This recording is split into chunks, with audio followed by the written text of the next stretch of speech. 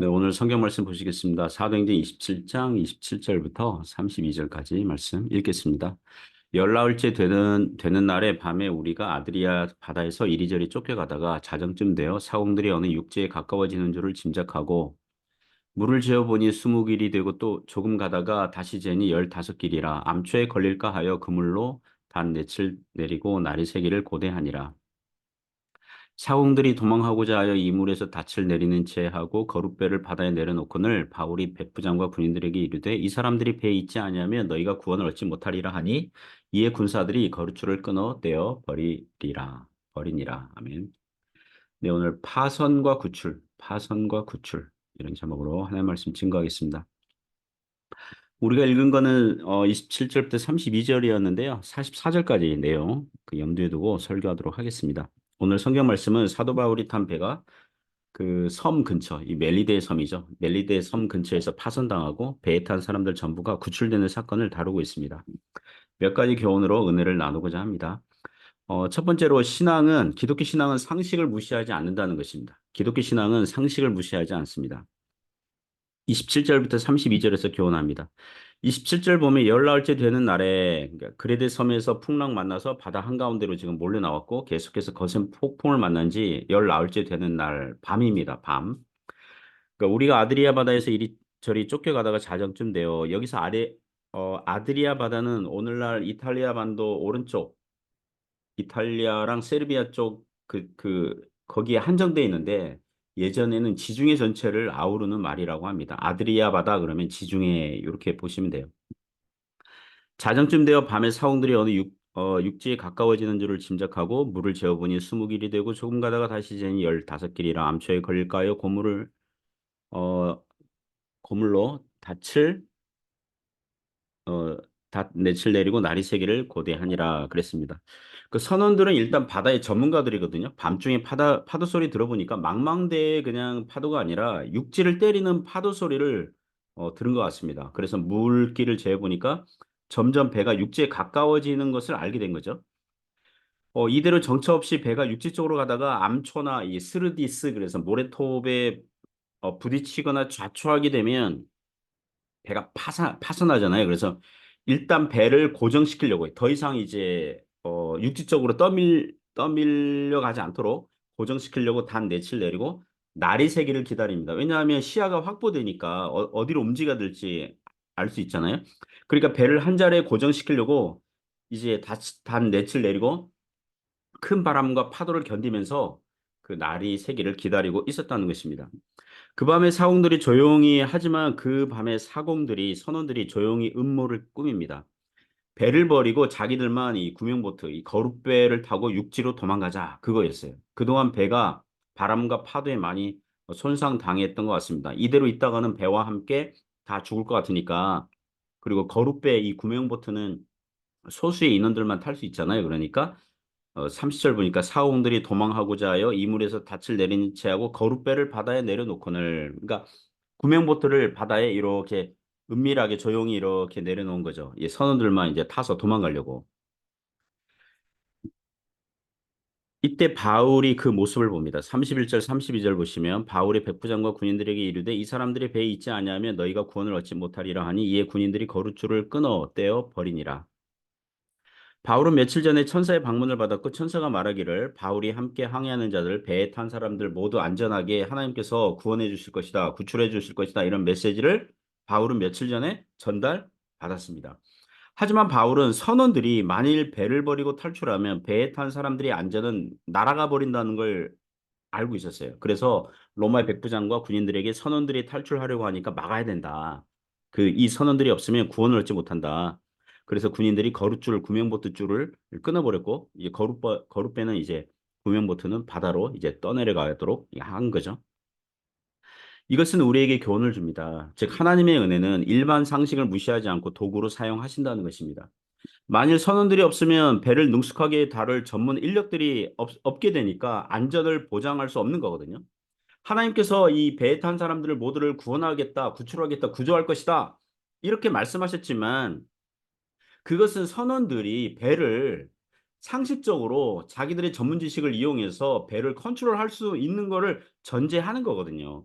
하나님의 은혜는 항상 특별하고 신기한 사건들에게만 적용되는 것이 아니라 일상적이고 평범한 사건들을 통해서 얼마든지 역사하신다는 것입니다. 자, 하나님께서 우리를 보호하십니다. 어떻게 해요? 가족을 통해서. 그죠? 만약에 어린애가 저는 하나님 믿으니까 하나님이 저를 보살펴 주시는 것을 믿어요. 하지만 부모님을 통해서 하나님께서 보호해 주시는 거거든요. 돌봐주시는 거거든요. 우리 신자들이 직장이 있어야 돼요. 사업의 그 일감들을 하나님 주셔야 돼요. 재물이 있어야 되고 건강을 주심으로 하나님께서 보호하시는 거죠. 또 나라가 또 부강해야 되잖아요. 약해가지고 다른 나라에게 잡혀먹고 이러면은 비참하지 않습니까? 그 나라가 어느 정도 부강하고 군사력이 있어서 자기 나라 보호할 수 있어야 되고 그리고 정치, 사회, 문화가 상식적으로 이렇게 작동이 돼야 되고 요새 날씨가 아주 험하지 않습니까? 적당한 날씨, 환경들을 주심으로 그런 걸 사용하셔서 보호하시는 거거든요. 그래서 성도들에게 특별하고 유별난 사건도 은혜이지만 지극히 평범하고 일상적인 것들도 하나님의 은혜인 줄 믿습니다. 두 번째 교훈은 성도는 위로와 용기를 주는 사람이라는 것입니다. 33절부터 38절에서 교훈합니다. 33절 보니까 날이 새어가며 날이 밝아오기 시작하고 있어요. 바울이 여러 사람에게 음식 먹기를 권합니다. 왜냐하면 곧 이제 육지에 가려면 힘을 써야 되거든요. 바울이 지금 마치 선장처럼 주도적으로 이런 일들을 지금 통제하고 있어요. 예, 지휘하고 있어요.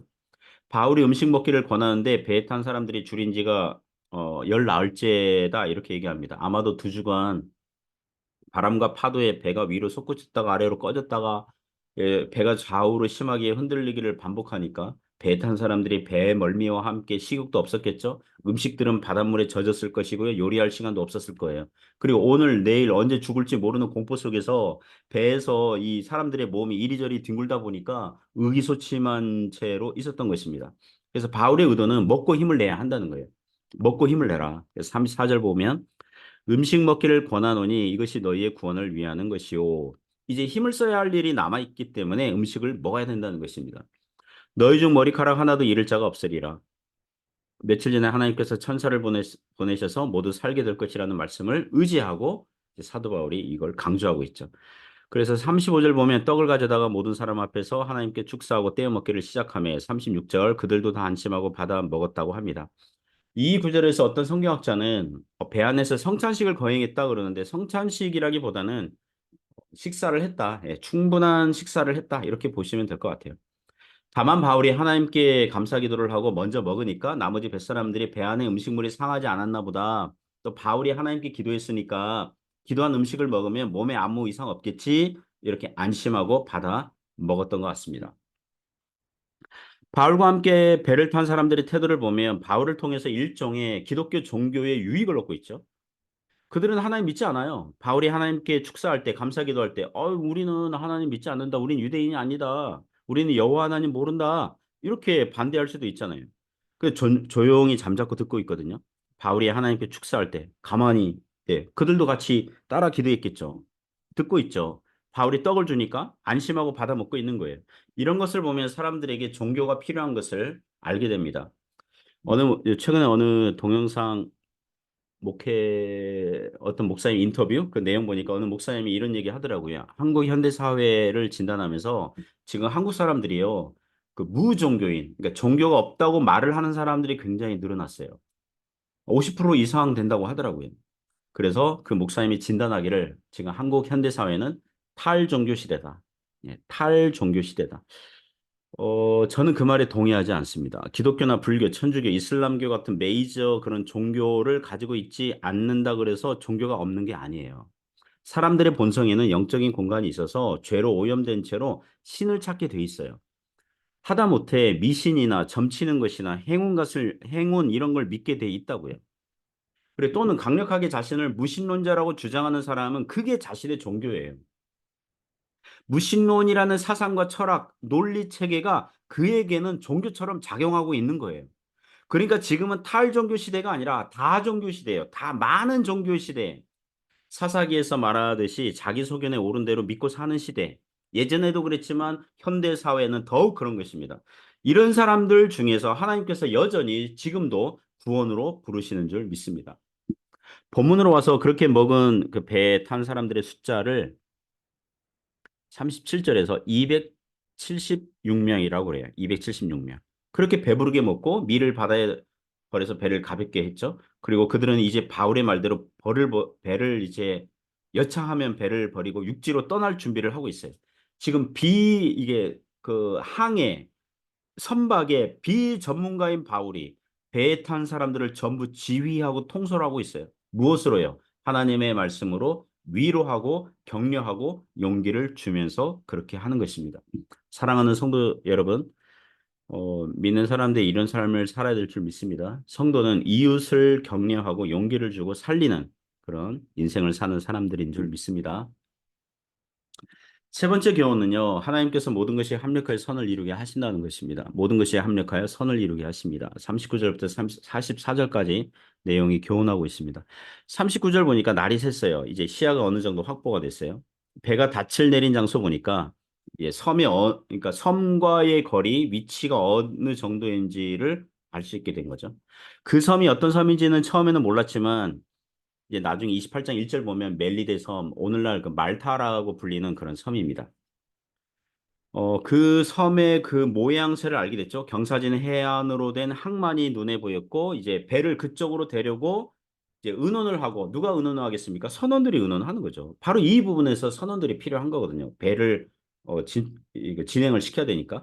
그래서 40절에 배를 고정시켰던 닻을 끊어서 버리고, 키를 풀어 늦추고 돛을 달고 바람을 맞춰 해안을 향해서 이제 항만 쪽, 경사진 해안으로 된 항만 쪽을 향해서 배를 지금 움직이면서 가고 있는 거죠. 그 섬 항만에 가려고 배의 방향을 움직이면서 진행하다가 41절 보면 두 물이 합하여 흐르는 곳을 만납니다. 이 섬은 멜리데 섬인데요.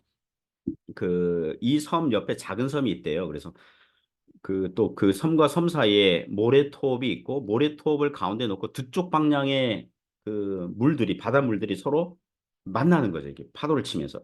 그러니까 배가 그 모래톱에 걸린 거예요. 배가 모래톱에 걸리니까 배가 이제는 가만히 있으니까 파도에 속절없이 이제 부서지게 돼 있어요. 그러니까 이제 배가 완전 파산하는 것은 시간 문제입니다.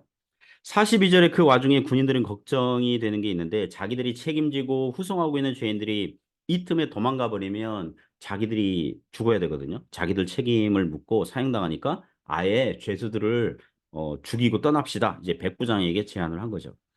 하지만 43절에 백부장은 바울을 구원하려 하여 바울을 아껴서 군사들의 뜻을 거절하고 헤엄칠 줄 아는 자들은 물에 뛰어내려 육지로 나가게 하고 이제 육지가 가까우니까 헤엄칠 줄 모르는 자들은 배의 널조각이나 배 물건을 의지해서 나가게 합니다.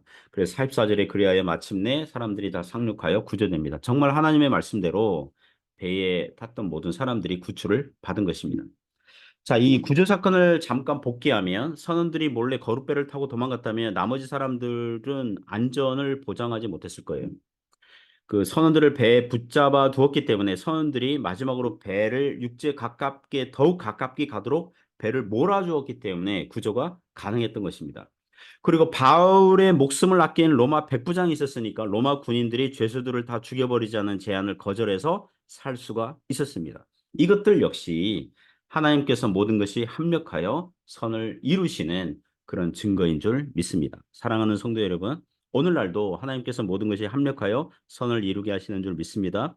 우리가 해야 될 것은 무엇입니까? 우리는 부지런히 하나님의 은혜를 구하되 일상적이고 평범한 수단과 도구들을 사용하고 그리고 주변 이웃들에게, 사람들에게, 가족에게, 동료에게, 직장 동료에게, 지인들에게 위로와 용기를 주면서 살아가면 유익한 인생인 줄 믿습니다. 하나님께서 기뻐하시는 인생이 될 것입니다.